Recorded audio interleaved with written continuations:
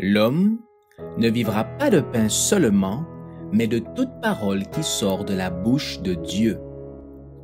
Voici votre moment de méditation quotidienne.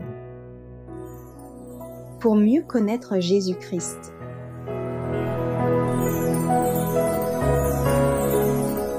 Le temple spirituel de Dieu, le 25 mai. En lui, tout l'édifice, bien coordonné, s'élève pour être un temple saint dans le Seigneur. En lui, vous êtes aussi édifiés pour être une habitation de Dieu en esprit. Éphésiens chapitre 2, versets 21 et 22. L'Évangile est destiné à tous et il réunit dans l'Église des hommes et des femmes différents par leur éducation, leur caractère, leur disposition. Parmi ceux-ci, il en est qui, nonchalants de nature, pensent que l'ordre est de l'orgueil et qu'il n'est pas nécessaire d'être très méticuleux. Mais Dieu ne s'abaissera pas à leur niveau. Le peuple de Dieu a une haute et sainte vocation. Ses membres sont les représentants du Christ.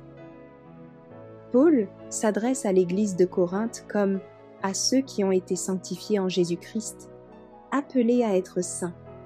1 Corinthiens chapitre 1 verset 2.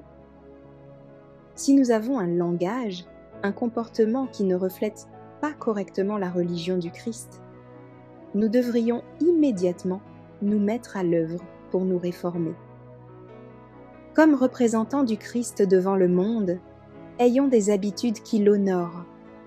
Nous sommes environnés d'agents invisibles qui cherchent à attirer les âmes loin du Christ. Dieu veut des instruments encore plus puissants qui travaillent parmi son peuple et gagnent des âmes au Christ.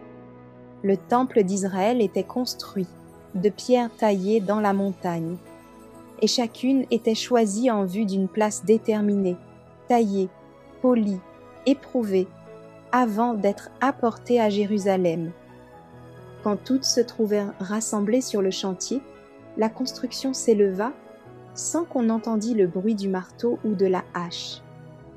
Cet édifice est le symbole du temple spirituel de Dieu, composé d'âmes venant de toutes les parties du monde et de toutes les couches sociales. Il y a des riches et des pauvres, des savants et des ignorants. Ce n'est pas de la matière inerte préparée au marteau ou en ciseaux, ce sont des pierres vivantes sorties du monde par la puissance de la vérité.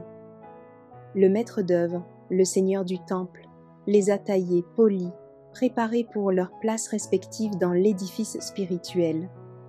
Achevé, ce temple sera parfait dans toutes ses parties et fera l'admiration des anges et des hommes, car Dieu est son architecte et son constructeur. En vérité, ceux qui se destinent à entrer dans l'édification de ce temple sont appelés à être saints.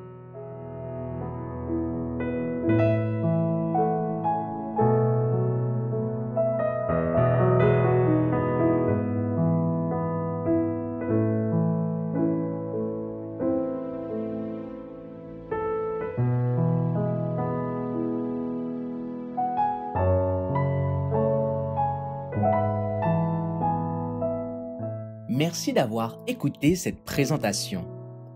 Assurez-vous de nous rejoindre demain pour votre moment de méditation quotidienne avec lereste.org.